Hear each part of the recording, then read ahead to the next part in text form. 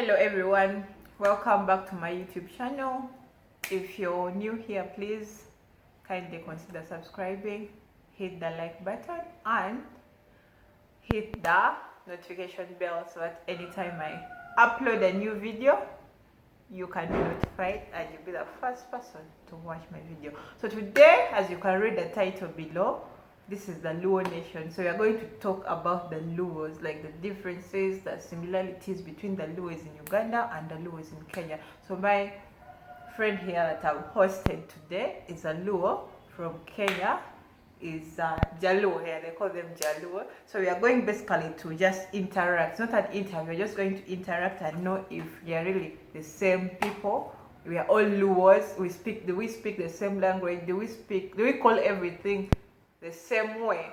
So watch the video till the end so that you don't miss out.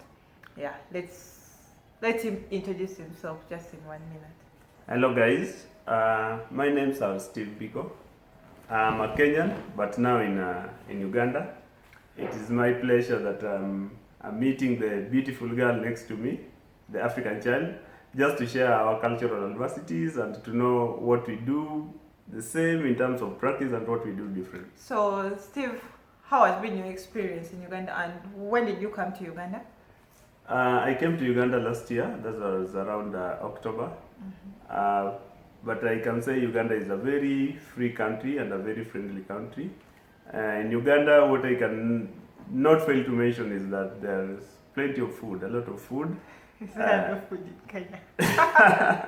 No, not like there's no food in Kenya, but in terms of food, there's a lot of food in Uganda. So what is your favorite food in Uganda so far?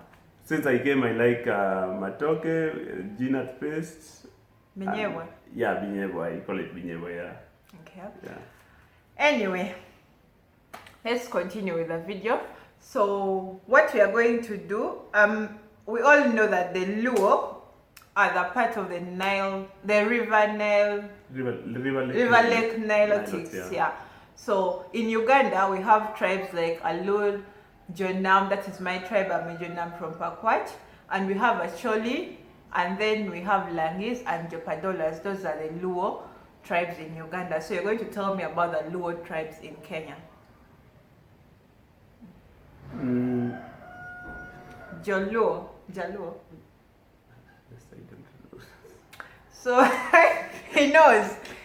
In Kenya, they have Jaluo. Jaluo tribe. Is that a tribe? No, Jaluo is not a tribe. It's a what? Jaluo is basically like the community. You say that we are Luos, that we call ourselves Jaluos. So what tribe are you in Kenya? In Kenya, I'm a Luo, yeah. You are Luo? Yes. So we have other Luos in southern Sudan. I don't know how they are called. And we have some Luos in Ethiopia. So basically, I'll talk about the Luos in Uganda because that's what I know. And he will be helping me with the Luos in Kenya, the Jaluos. So we can continue by we are just going to find out how they call words. I'm going to say a word in English, then they will tell me how they pronounce it or how they say it in their language. Then I'll tell you how we say it in Jonam. But then for my case, I'll say it in all the Luos in Uganda. That is Jonam, Alur, Langi, Acholi, Japadola. I think he will because Japadola is like their Luo. So, but me, I'll just use the 4 languages because that's what I know best. I speak all the Luo languages by the apart from Japadola. Anyway, let's continue. So, Steve, you're going to tell me how you call God in your Luo. God in my language you call Nyasai. Nyasai. For us, God in Alur is called Mongo. In Acholi is Lobanga. In Langi is the same, I think. If not, then you can correct me. But as far as I know, it's also Lobanga. Yeah. So basically, if he says Nyasai, I would not get it. Though we are all Luo. You understand? I will not get it. So that's maybe the difference in that. Then a house. How do you call a house? A house, we call it Ot. Ot, yeah. Even us, our house is called Ot. Then a home is called Gang. I don't know about you. There's a difference between a house and a home. A home is called, we call it Dala. a home is called gang. Then in Alur, that's gang in Jonam. Then Alur, it's called Pacho. I don't know if in Alur it's called Yeah, gang. even as you can still refer to Pacho. Pacho, yeah. So we are Alurs, yeah. Then how do you call a wall? Korot. That's how you call it. You also call it Korot, and then in Luo, in Kenya, there's other tribes like I think in Uganda, Siaya and Alego. They call it Korsisi, something like that. Yeah, I think I've heard that thing also. Yeah. I don't know which Luo call it Sisi also. Yeah. So yeah, not so far. Then the problem is here, maize. How do you call maize? You people maize, we call it anywegi. That is in my language. Then in Alur, it's anwagi. Like Luya. Jonam is anwegi. Alur is anwagi. Then in Acholi, it's anwegi, I think, or anwagi, something like that. And you people? As I think we call it bando or Oduma. I don't know the difference, but that one sounds like a Bantu word. Like that's not Luo. That sounds like Bantu. So I don't really know. Anyway, so the Luo is in Kenya. Please, maize is called anwegi. If it's boiled, it's called anwegi ma boga. As we call it, the one that is boiled is called bandaboka, and then the the one that is roasted is called bandabula. Yeah. Anywegi mavula or anywagi mavula. That's so me. I'm talking to Alurs and Jonam because that's my tribe. And then how do you call a girl? A girl is nyako. Yeah, we call it nyako. I think even actually call it nyako. Alur nyako, Jonam nyako. Japadola, I think still the same. I don't know. And then the boy. A boy called Woi. Oh my god. A boy is called a wobi.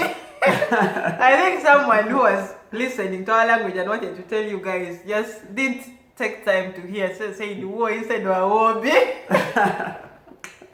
But now you see, ours comes out with passion. Like when I speak Luo, is it like you're struggling? No. I just say woi. Woi is like you're telling someone, woi.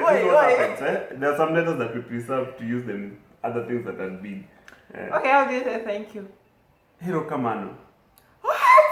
Yes, that is different. I've never heard that. Like that's not even a real word. So like in Kenya, I think the southern part they can say Hirokamano, but now when it comes to Nyanza Central, they say Hirohamano. Yeah. You have to say Afoyo Matek. Thank you very much. Okay, we also have a poyo, like not a poyo, it's a foil. A foil matek.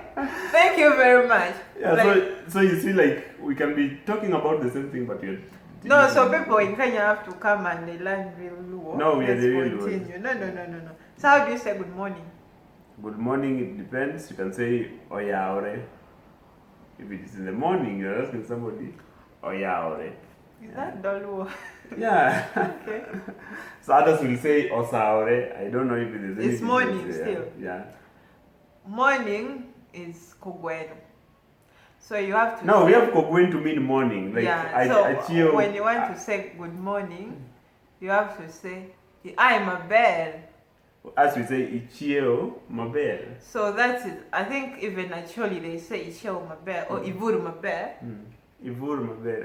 That is actually they say ivuru nining, then you have to say avuru mabel. That's actually. Okay, then well, you can say like ichio nade, and then you say that. No, where is nade? Okay, even Jopadola. The Jopadola say ichio nade. So I think maybe because of interaction with the Bantus, you ended up using. No, we are using the real Luo. Our language does not even connect with the Bantu.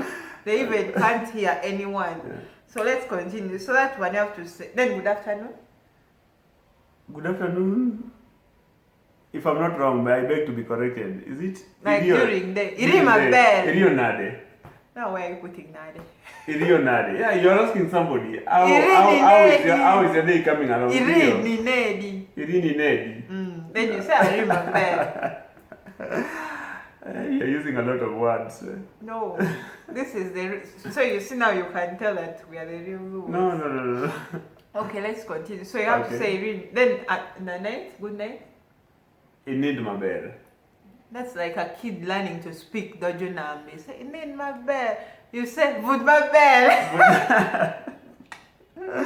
So long as the word mabere is there, we know that everything is okay. Yeah, nothing is wrong. Yeah, but that's similar. Like you can, if you tell it to someone who is from Lira, Gulu, Pakwach, Nebi, they will understand. They understand, yeah. So when you come and you a Jaluo from Kenya, just go to the northern part of Uganda and West Nile, just speak your language. They will take like 50% of it, then they will know what you're meaning. You understand? Sure. Yeah, so how do you call money? Money is pesa. Oh, you people, that is Kiswahili. That is Kiswahili. And we call it pesa or manyonge. No, manyonge. I don't know whether manyonge is. Money is sente. So I'm going to tell you money in Dojunam. Money in Dojunam is chente. Chente. Yeah. Now you're a Chinese again.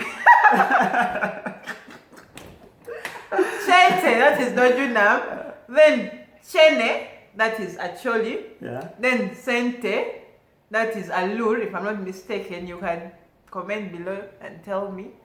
And then you said you call it pesa. We call it pesa. Okay, in Jopadola is also pesa. Yeah. So Jopadola is like. So in Jopadola, I think the only word I know in Jopadola, if you want to say you don't have money, you say pesa cosa, something like that. Pesa cosa? No, pesa cosa is more clear. You say, yes, I don't get pesa. I don't get kwan. Send the pay, then that's the rule. Send the pay, ape kusendi. Ape kusendi. Yeah, that's I don't have money. Then in Jonam, you say chente, upe. Jonam. Okay, so we are going to common practices, like what do you think you people practice, and we also do it in Uganda has a Luo community. So you're going to tell me how you do. First of all, marriage, like how do you guys marry? I think marriage is all about agreeing and paying dowry. So it's like based on community, family, background. Can your parents tell you not to marry certain tribes or not to marry someone from another family? Definitely, all tribes. There's always a stereotype that is associated with a particular tribe. I don't want to be tribal in this, like to mention each community with maybe something that a disadvantage on. But just like because of political alignment and different political rivalry, you find like most community, I'm sorry, even in Kenya, people are aligned as per the tribe. So those stereotypes whereby some parents can discourage you to marry from other tribes, which should not be the case. I think we should. Okay, for us here, I think it's so diverse. Like it doesn't matter from which tribe you're getting married to, but there's still stereotype. They tell you don't marry this tribe because they eat people. Don't go to these people because they do this. But then I think those are just like myth. Like it's not true. And misconceptions. Yeah. So you can marry anywhere. And then now how burial ceremony? Because for us, our burials really don't take like a long period. If someone dies today, for a man it will take like 4 days. Then for a woman 5 days. Comment below if I'm talking the truth. If you're Jonam or Alul, tell me. So you people? So with us it's different, They because marry after 1 year. we believe in giving the last respect. If somebody We also do that, but No, in those 4 days. There's no way like a clan elder can die and then you just send him away in 3 days. We must do like we must gather his mourning. People must mourn until now they're ready to release him to go and rest. So our burial arrangements, it always depends on so many factors. Maybe there's availability, maybe somebody was working, he didn't have a house, they need to put up a house for him before he's buried. Maybe if, let's say, if a person dies, is a prominent person, that he has got family outside, they need to come and gather for the burial. So it all depends. It also depends whether somebody has died at home. Somebody who is not preserved in the mortuary, if he dies at home, it can take like 3 days, and then the person is buried prior to treatment before of the body. So it can take like 2 weeks before buried. No, at home it cannot take 2 weeks definitely, but at the mortuary it can take 2 weeks. If someone passes on, so someone can be treated and put in the mortuary, then you guys continue with your normal life. No, we don't continue with our normal life. We be preparing for the burial. We make arrangements. Okay. Yeah. And the traditional dances, do you guys have your traditional dances? Like, do you? Yeah. Like for the Alur, okay, Jonam, I don't really differentiate a lot, but me and Manya Jonam, we have Konge, that's our traditional dance. We have we have Adungu and others. Njige. Yeah, and I'll do another video dancing all those dances. If you want, just subscribe to my YouTube channel and you will see how that. So do you guys have traditional dances? Yeah, we have Ramogi for men, and then we have what Dodo dance for. So women don't dance like men. Yeah, it depends with the. Like mostly Ramogi dance, it was mostly danced by the men, and then we have got the Dodo. The Dodo dance is for women. Do you know how to dance? Your traditional dance? Yeah, I know. We dance with our. Like that is Kadodi. That is like the Eastern Uganda's dance. That's not a. But first we use our legs like this and then. Anyway, so we are going to talk about the facts about the Luos or the misconceptions about the Luos. Like, what do people think? I'm going to share with you what people think here in Uganda about the Luos. Then you can share with me what people think about the Luos in Kenya. So basically here, they think that we have a defined look. We all look the same. You have to be tall, dark skinned, and thin. Thin one, figure one. Like if you don't have figure one, my dear, you're not a Luo. You have to be straight, no bam, no anything. Straight, that's your Luo. And very tall. If you're short, you don't tell anyone that you're Luo. If you're light skinned, you have to have like a darker complexion, very dark. That's the conception about the Luos here. You have to look like that. What about you people? With us, I think the women are always distinguished. Like if you look at a woman coming from a distance, you just know that that's the Luo. How? We have got style. We have got a nice body shape. Luo ladies are known to be curved and with nice. What happened to What happened to the Luos in Uganda? Yeah, and the men, they're tall, dark, and handsome, just like me. Yeah.